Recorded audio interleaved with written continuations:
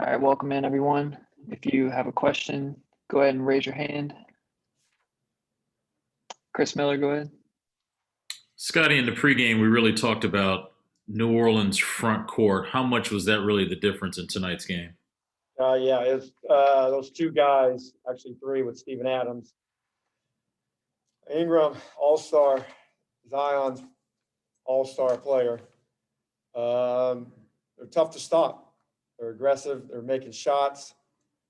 Threw a few different players at them, different schemes, good players. And they made big plays. Give our guys credit. We battled, we fought. It's the same thing, we're playing hard. We're just not able to finish. I thought we cut the lead to 8. Then they hit a 3. We missed a 3. But like I said, those two guys are really good. And, we just didn't have enough to keep the game. What more can you say about just Brad's fight? He could have easily, and you could have easily just sat him at the end of the third quarter, but he continued to go out there and compete. What kind of message is your leader sending non-verbally when he's out there competing like that? Yeah, he's a serious athlete. That's what I love about him. He's a serious guy. He competes. He wants to win. He's a winner. We're not winning as a team, but Brad is a winning basketball player. We're shorthanded. He could have easily said, "Coach, that's enough."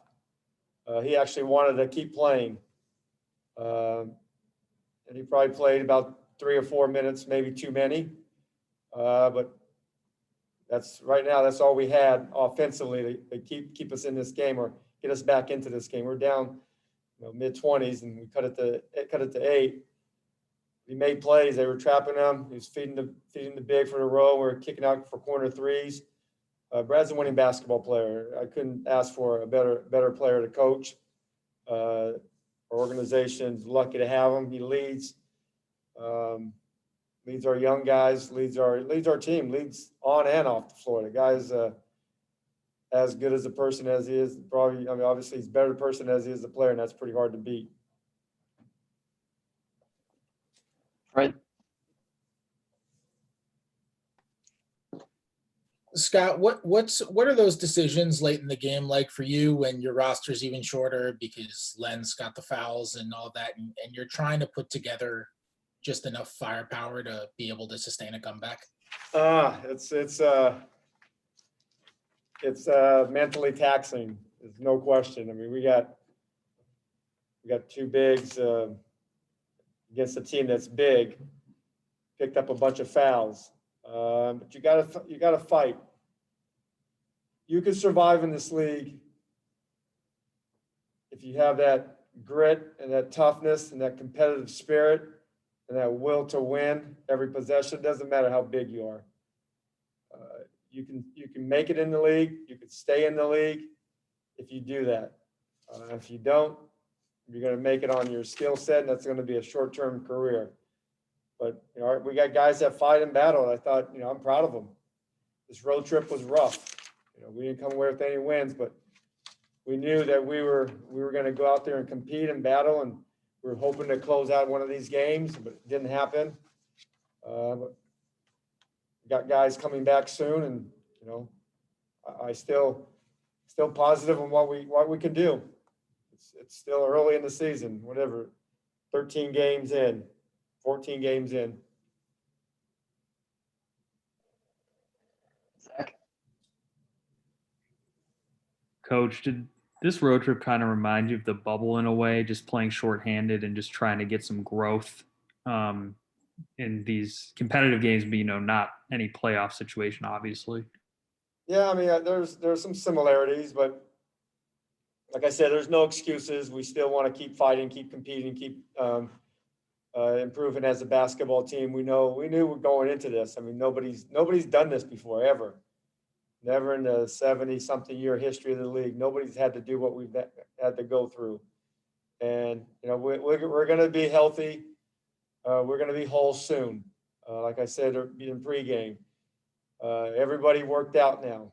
The last person got a workout in and looked pretty good. So don't know if they're all going to play. Don't know if some of them are going to play, but we're going to be healthy very soon, and then we're going to be able to be the team that we know we can be, and that's the only thing that we can do right now is keep fighting and keep working and keep just incremental gains every day. But it's going to be nice to have a whole team together, but that's just part of what we had to go through this year.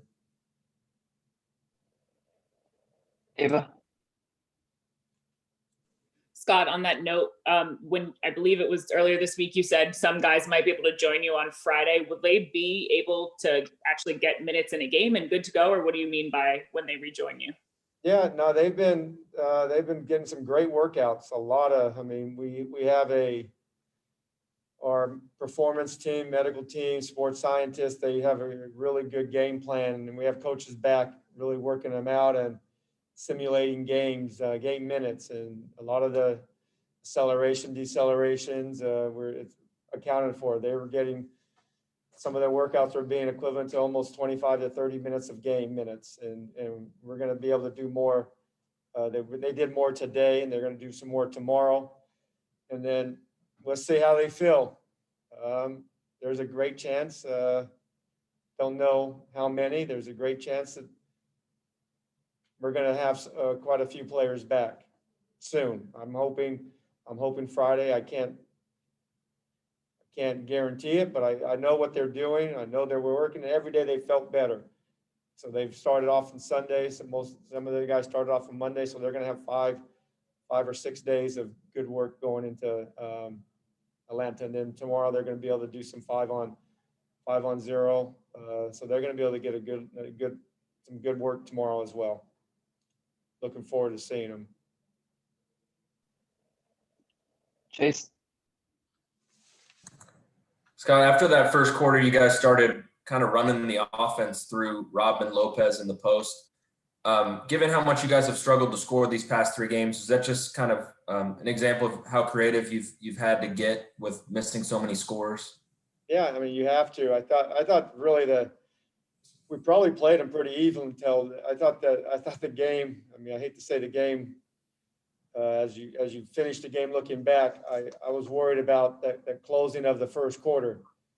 I think the last 3 minutes they ended up getting 15 points on some shots that we probably could live with, but they ended up making them, and that's how they stretched that lead in that first quarter. But after taking away those 3 minutes, the game was pretty close, and you have to be creative when you have a lot of our rotation guys or 3 starters out. You just have to. You can't. And then give Brad credit. He comes back to back, big minutes, still competes. The winning spirit that he has is critical to our future success, and to go through it now and still not give in. It's huge. It's huge for me. It's huge for our staff, and it's huge for our team going forward, because we know that we're going to be healthy, and everything's going to be much better when we have our entire group and get our group. And there's going to be a little bit of adjustment, but we're going to adjust in the right direction. And then Anthony Gill, so far he just hasn't been able to translate his scoring and his shooting early in his NBA career. What do you think he needs to do to kind of have the same success he had in the EuroLeague? Yeah, he just needs to step in and keep working on his game and his shot. I'm surprised he's not making some of his threes. He makes them in practice, makes them before games, but this is all new to him. Great teammate, not a good teammate, a great teammate.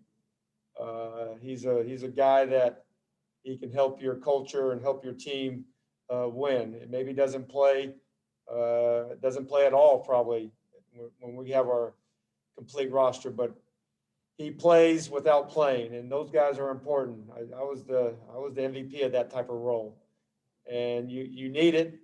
The coaches need it, but I think he's definitely capable of making shots. He just hasn't been able to hit threes so far early in his NBA career. I think that's it, Coach. All right, appreciate it, guys. Appreciate you. Oh, baby. Fred, you have a question? Oh, yes, I do have a question. Hey, Garrison. There you go. I didn't want to unmute when it wasn't appropriate yet. Garrison, I'm just wondering how kind of this transition into becoming a regular rotation player has been for you. What has this process been like? It's been great from my experience, for sure. We got some guys out right now, which makes it, tough on us as a whole, especially with having to play big minutes and this long kind of road trip back to back. But, I'm thankful for the opportunity. It's been great experience for me. I still need to, continue to get better locking in defensively and making sure I got the coverages down and doing the right thing defensively. But, as a whole, it's been great experience for me, coming in as a second-year player. It's just been great experience.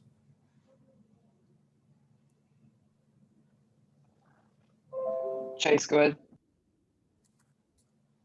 Hey, Garrison, you guys are missing a lot of the top scorers on this team and some of the best shooters, obviously, Bertans and Thomas Bryant. What's it been like just these last few games trying to generate offense and create space? It's been tough. We were out, almost 2 weeks from playing.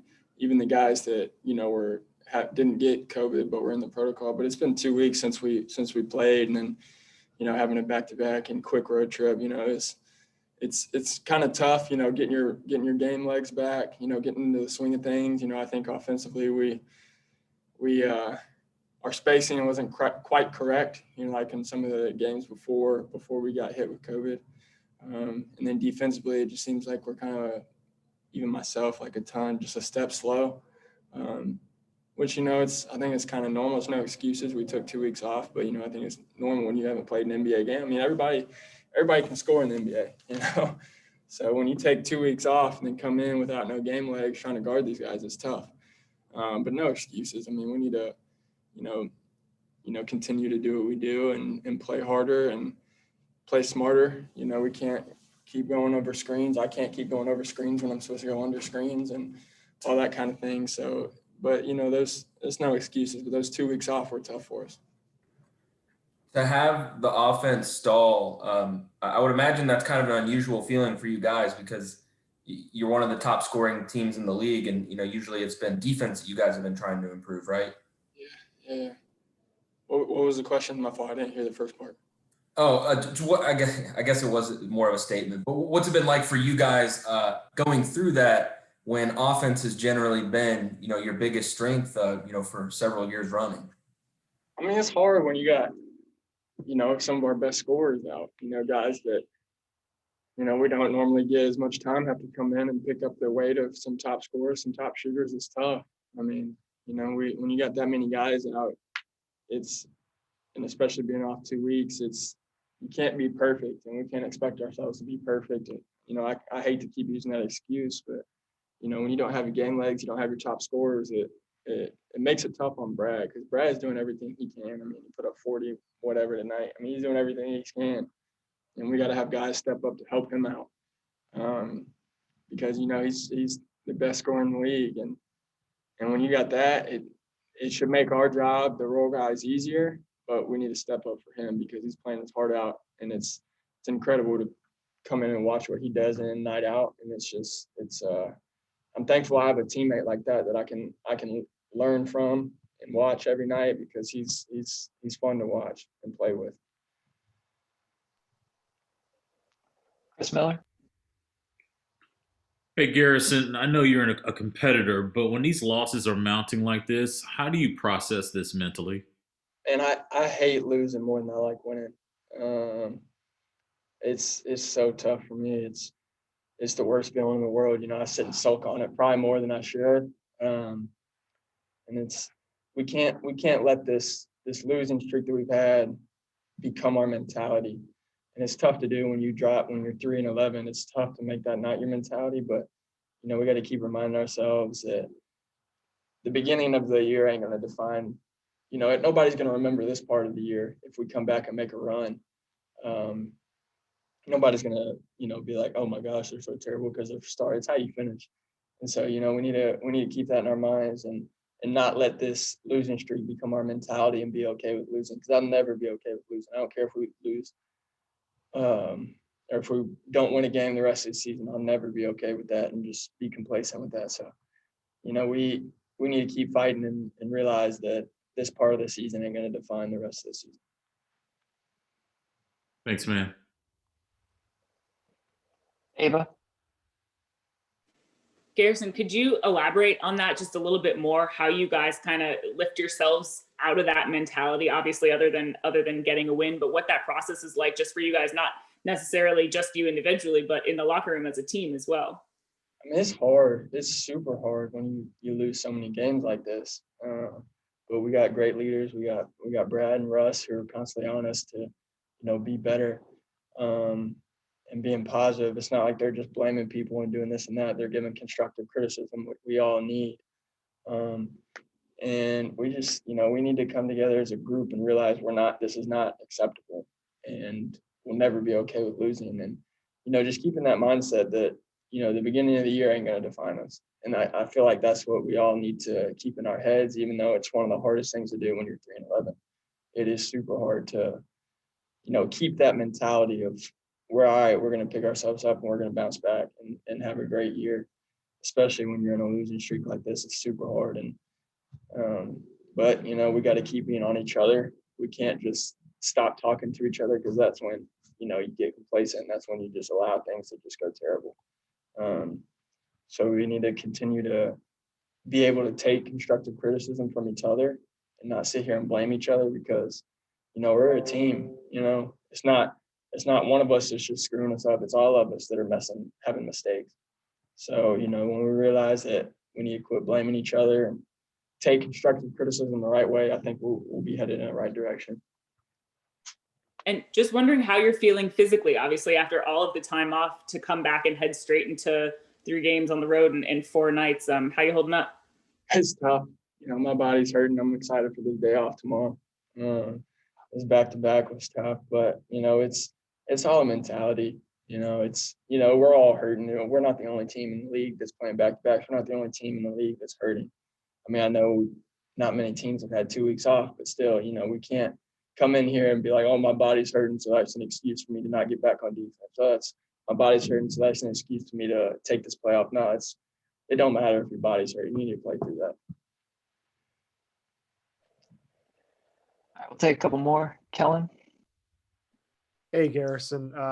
Just going back to what you said about Brad, how would you describe like what he's doing this season with the, you know, his scoring, leading the league in scoring, and do you get used to, you know, he put up 47 points tonight. Do you get used to that? And can you elaborate on what you said that you've learned from him?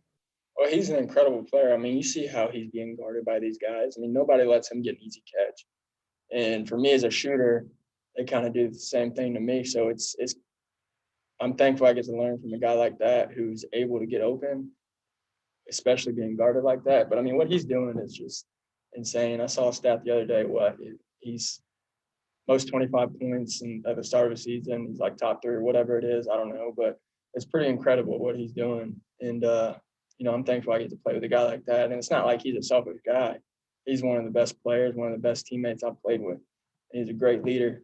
And he's not out here just, you know, trying to play by himself. He's trying to play with us, and that's on us to help him out, because he's doing everything he can, and he's trying to get guys involved. And when he's got 3 people around him, you know, somebody's got to come get the ball and knock down a shot. It's not just him that needs to score the whole night. Of course, he can carry us, but somebody's got to step up and help him out, because, you know, I mean, he's the best scorer in the league, you know.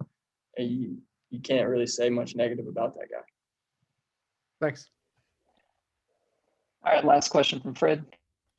Hey, Garrison. I'm just curious, building off of that, how have you seen defenses, because you're obviously new to a lot of guys when you go into games, a lot of those players haven't played against you before. How have you seen defenses change in the way they guard you after you make or even take a couple shots early?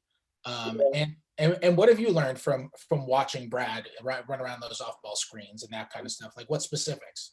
Just the way he his pace, the way he starts full speed, stops real quick, gets separation, and gets off the screen. That's stuff that I've been able to take away. I haven't used it, as much because, we're going to run all the plays for Brad.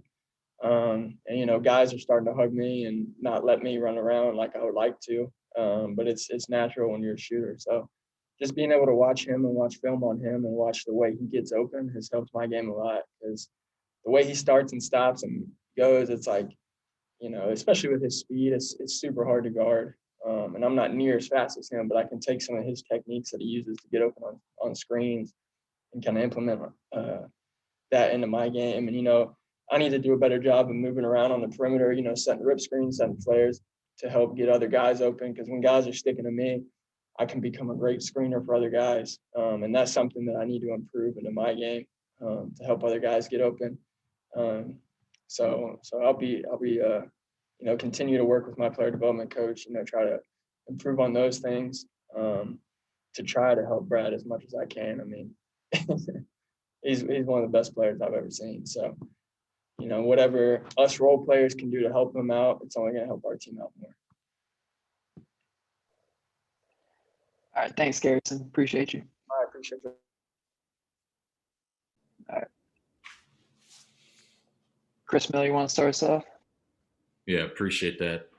Hey, B, I just talked to Garrison Matthews, and he said we cannot let 3-11 be our mentality. Are you getting the sense that that mentality is seeping through the group? And if so, how do you guys fix it? First praise my Lord and Savior Jesus Christ. That's a good quote by G. When you're facing adversity, as a team or individually or whatever the case may be, it's easy to kind of just fall into, that trap, and we know we're a lot better than what our record is showing, and we can't feed into that. We can't think that that's the type of team we are. Granted, reality is reality, but we also believe that, we're a lot better than that. We're shorthanded. So we haven't played in 2 weeks. So, everything we're still getting back, so there's no excuse 100%. But, that's definitely a great saying by G. We can't feed into being 3-11, being that type of team. That's not who we are. We know we're better than that. And hopefully the guys that we get back Friday can give us a boost. Kind of a follow up about what you've been accomplishing. It's already kind of seeped out nationally. You are putting up unbelievable numbers, but not getting the result. Knowing you for as long as I have, I know that it's great that you're scoring all these points, but you want the result of victory. How are you balancing what you are doing individually with not getting what you ultimately want? God's blessed me. That's all this is. It's all me scoring. That's all him. I can't take credit for it. He gives me energy every night. He gives me the strength every night to play this game and the talents that I have. And, I just go in the gym and try to perfect those talents and, try to come out and play with energy every night. Whatever that looks like at the end, it looks like, I don't come out and say I want to score 50 tonight. I want to score 40 tonight. That doesn't happen.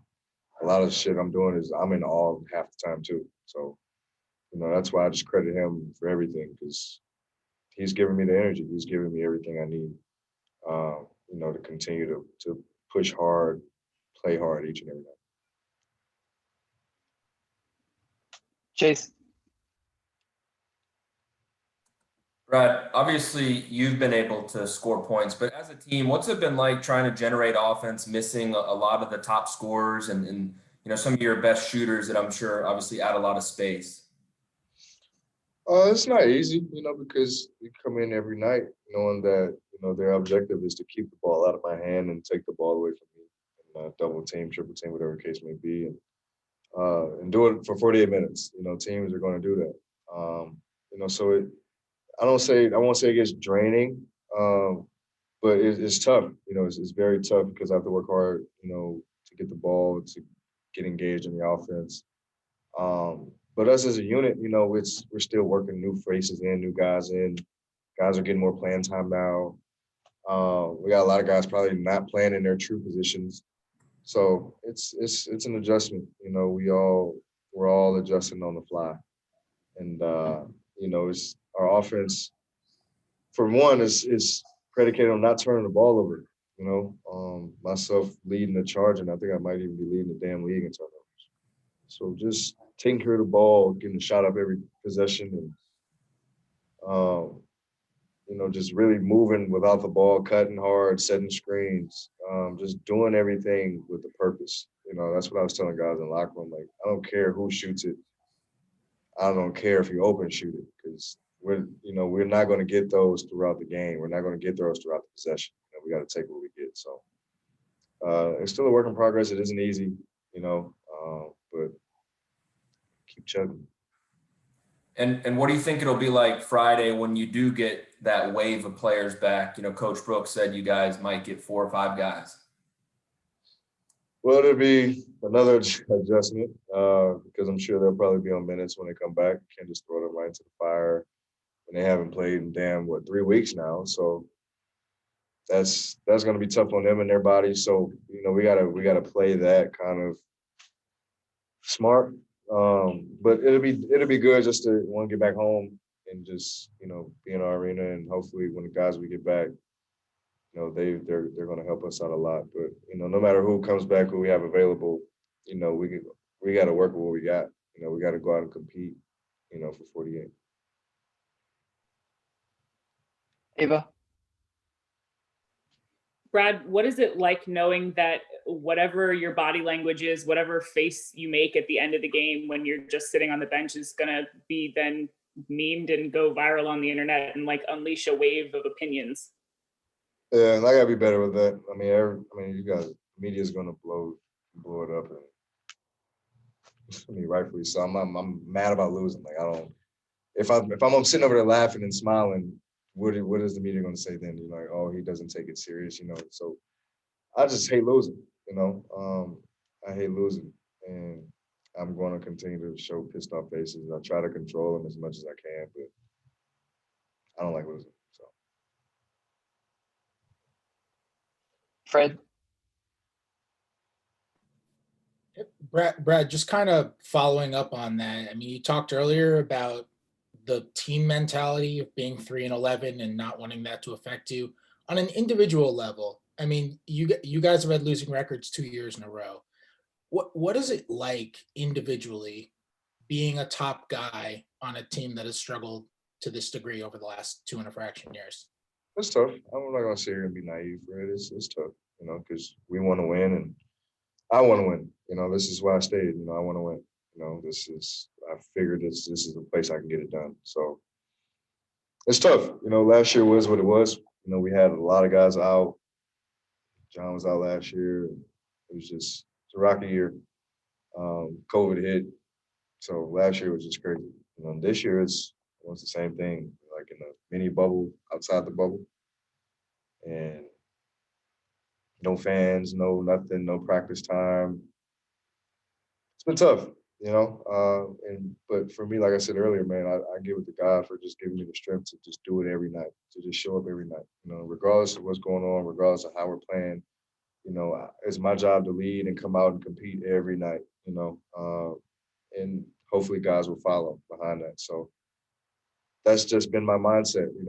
I feel like I would drive myself batshit crazy if, I consumed in every single problem, like in every single thing that we did wrong or every single loss. Like I think I would be bat crazy. So, I'm just taking it a day at a time. Constantly working on just focusing on getting better. How can I help my teammates get better? What more can I do personally to help us win? Because I'm never going to shift blame on my teammates. Or I'm never going to blame coach. I'm always going to blame myself or look at myself and figure out how I can win the game or help us win. So same here, it doesn't change. But I would be lying if I said it was easy for him. Zach?